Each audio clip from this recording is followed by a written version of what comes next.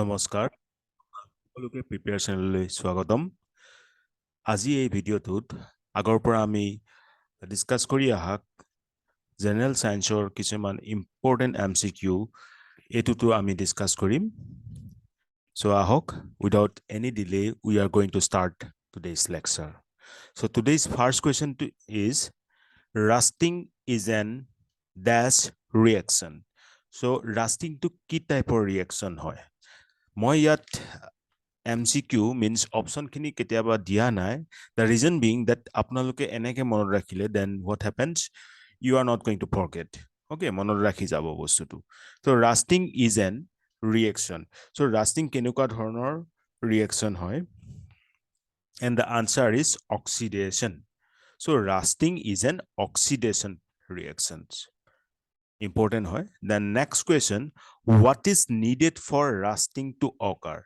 rusting মানে জিনু মামৰে যে ধৰে হেতু কিহৰ পৰা ধৰে কেনেকৈ ধৰে মানে কি বস্তু কি দৰকাৰ হয় যাৰ কাৰণে মামৰে ধৰে what is needed for rusting to occur the answer is water and oxygen so in the presence of water and oxygen rusting occurs next question when an acid reacts with a metal carbonate the products form are যেতিয়া এসিডে metal carbonator logot react kore tente ki product form hoy okay acid car logot reaction korise metal carbonate and the answer are salt water and carbon dioxide so when an acid reacts with a metal carbonate the products are salt water and carbon dioxide next question all acids are and the answer will be corrosive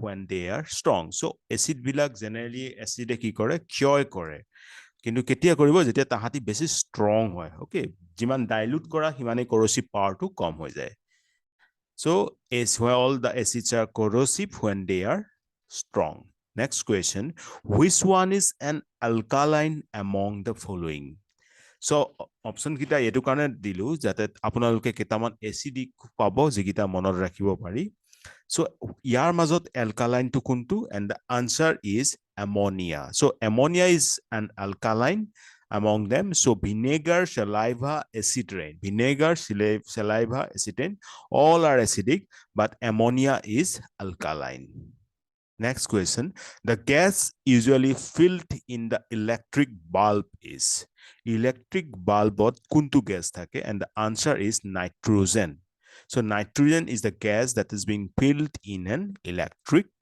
bulb next question what is the scientific name for washing soda washing soda scientific name to ki answer is sodium carbonate so sodium carbonate that is also known as washing soda or soda ash jar formula to hoise Na2CO3 is a sodium salt of carbonic acid so sodium carbonate is known as washing soda Na2CO3 what is the scientific name for baking soda so washing soda dekhilu jitu asil sodium carbonate Na2CO3 now what is the scientific name of baking soda and the answer is sodium bicarbonate so sodium bicarbonate or sodium hydrogen carbonate is the chemical compound with the formula NaHCO3 NaHCO3 is the formula for sodium bicarbonate jak niki ami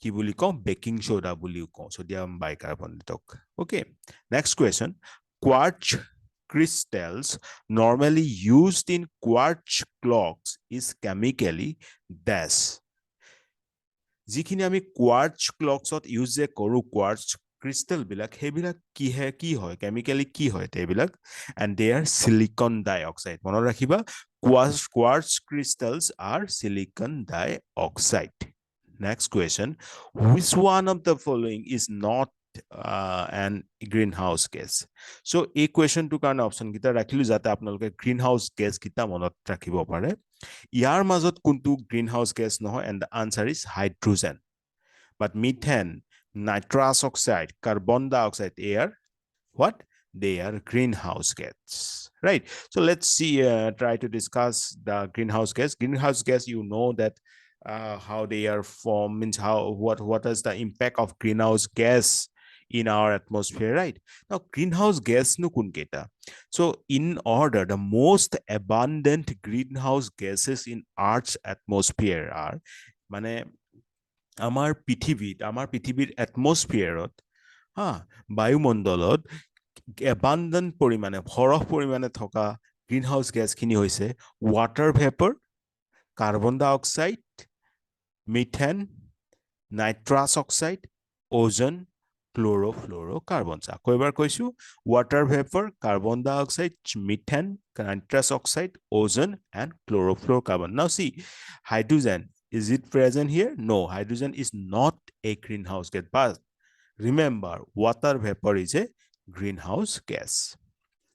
Next question. In periodic table, elements are arranged according to their dash. Periodic table ot ami elements kini keneke arrange koru, tehator atomic number or joriote, right? So in periodic table, elements are arranged according to their atomic number. Atomic number অনুসৰি আমি elements kini periodic table ot arrange koru. Next question, what is an isotope? Isotope ki hoy? So atoms of an element having a different mass number is known as isotope. Eta elementor jibilak atom থাকে তাক isotope বুলি কম, য'ত okay, different mass number থাকে. Atoms of an element having a different mass number is known as isotope. Next question, which science is sometimes also called as central science? Central science বুলি কোনটোক কয়? Physics কক কয় নে, mathematics কক কয় নে, chemistry কয় নে, কিহক কয়? Answer is central science is chemistry. Okay, next question, which acid is used in the body to help digestion?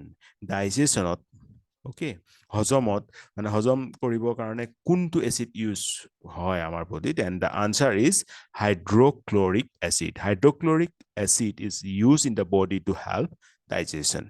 Next question. So it was the last question. Obviously, আমি আকৌ আৰু বহুত important MCQ লৈ আনিম আমাৰ এই সিৰিজটোৰ next ভিডিঅ'টোত। তেতিয়ালৈকে আপুনি আমাৰ চেনেল যিটো আছে ৰিয়েলিটি, তাৰ লগত টিউন কৰি থাকিব, আৰু চেনেলটো যদি সাবস্ক্ৰাইব কৰা নাই, সাবস্ক্ৰাইব কৰি ল'ব। সো বহুত সোনকালে লগ পাই আছো, তেতিয়ালৈ টেক কেয়াৰ, জয় অসম।